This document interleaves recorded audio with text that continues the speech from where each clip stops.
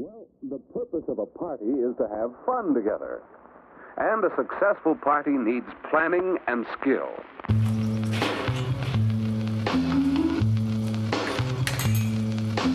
It's the skill of the hosts and the skill of the guests in making the party fun for everyone.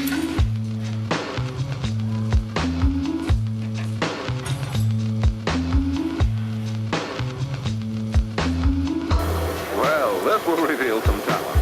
Hey, how you doing? Could you show our audience how to do a little scratching? Hi, this is Kurt Vale with MyStaffordSprings.com. I'm here with Dana Bourque, brewmaster and entrepreneur, and I'm here to talk about his newest venture, Firefly Brewing Company. Just flows right off the tongue. Firefly Brewing Company. And so let's start at the beginning. What got you into brewing in the first place?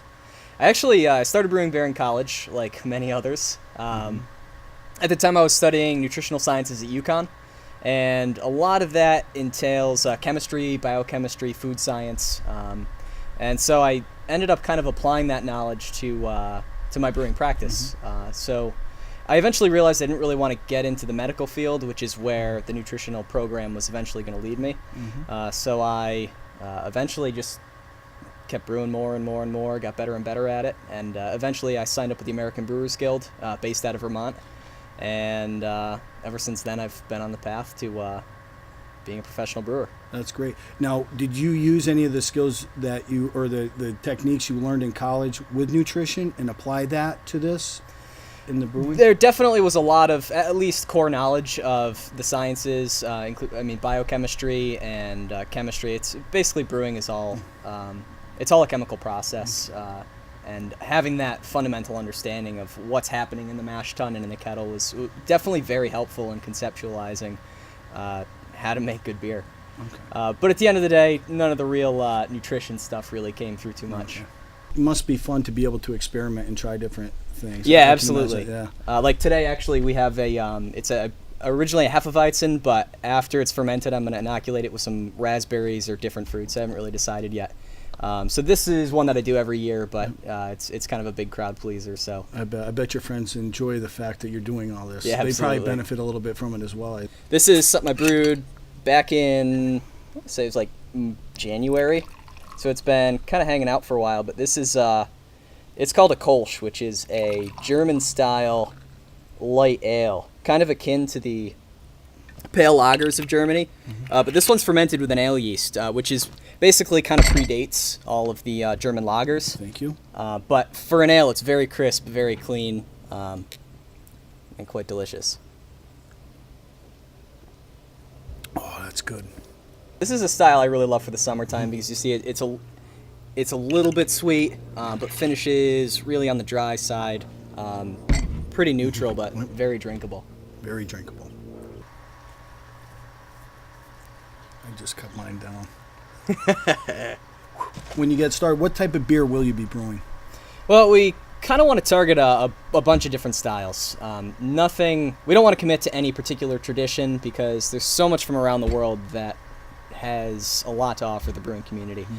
This, for example, the Kolsch it's a really traditional German style, really nice, crisp and clean. But getting into English yeasts, you have a whole different flavor profile to work with. Same with the Belgians and American traditions of super hopping beers.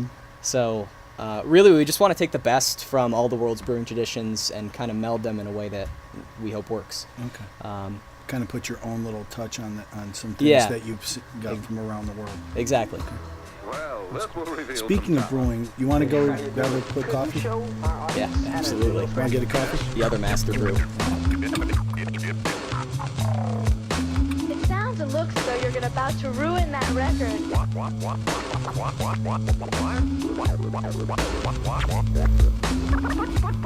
we do now? Hold it. Up front, it's going to be mostly beer right out of the tap room itself. So what we're looking to do is basically have, if you think of like a brew pub atmosphere, without food. People will be encouraged to bring their own food, but we're not actually going to have a commercial kitchen. We can provide like dinners and meals. So we're thinking it'll have like a wall of takeout menus where you can go up and call in whatever you want. But for the most part, we'll be kind of a takeout growler establishment. We'll probably have some local distribution of some of our kegged product, and we'll also be doing some specialty runs of bottles. So anything we do that's just not your ordinary run-of-the-mill beer, that's the stuff that we'll be bottling, the stuff that's really going to benefit from bottle aging. Now, do you have any ideas what you're going to do with the tap room?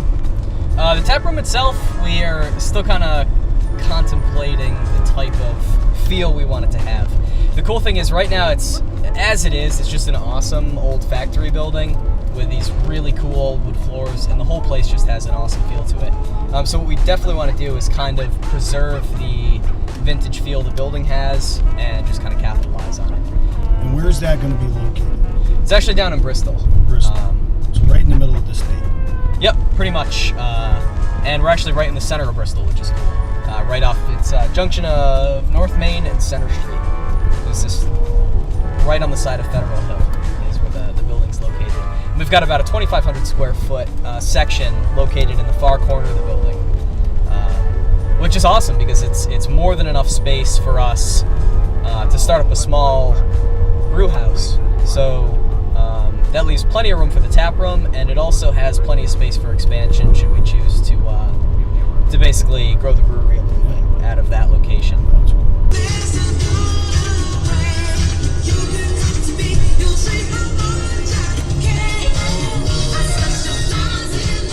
So what can we do here in the community to help support you and your vision?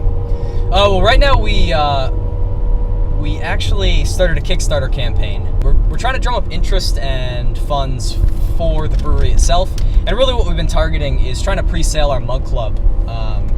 What we're doing is basically selling the mug club out for $100. It's a lifetime membership if you get in on the Kickstarter, but it's really we're trying to put some value behind it, because if you think about it, most craft beer bars probably are selling a mug club membership for a year for between $50 and $100. But if you get in on the founding level with us, we're going to do it for $100, and you pretty much have a mug for life. That's great.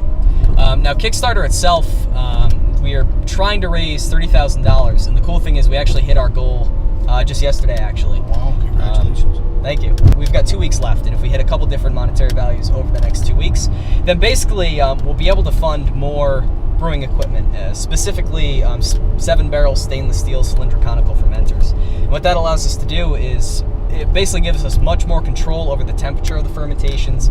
It allows us to harvest yeast more efficiently and more effectively, and it allows us to dabble into types of beers that we wouldn't otherwise be able to, specifically lager brewing and other types of beers that require a lower fermentation temperature. So you've hit your goal, but you could still use a lot more, and you'll be able to reach your goal, your further goals sooner. Absolutely. So that's so we hit our goal, but basically what the $30,000 that we set was just enough so that we knew we could get the project off the ground. Very bare bones. Yep. So at this point, the more we make really is just going to benefit the brewery and put it a couple years ahead of where it will be to start if we just make the $30,000.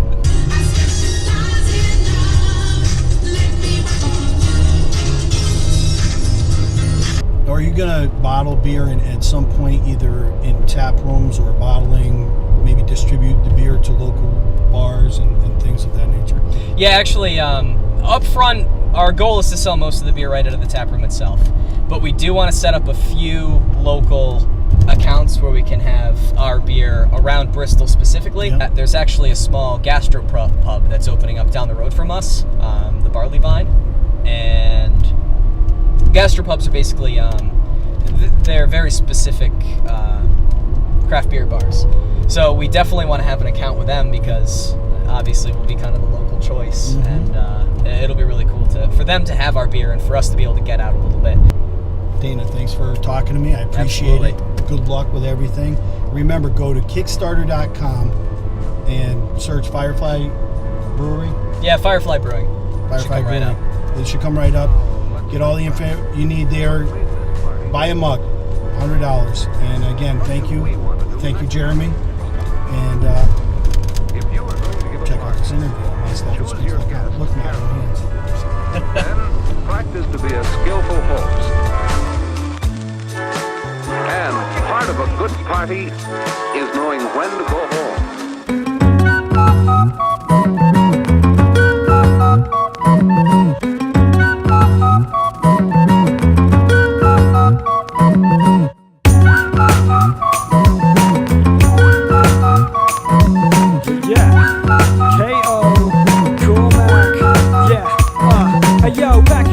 When I was just a little midget kid, always playing stuck in the mud and chucking stickle bricks, little bit rowdy. Sofas where you found me on a Saturday, throwing up the woo, no, the whack away.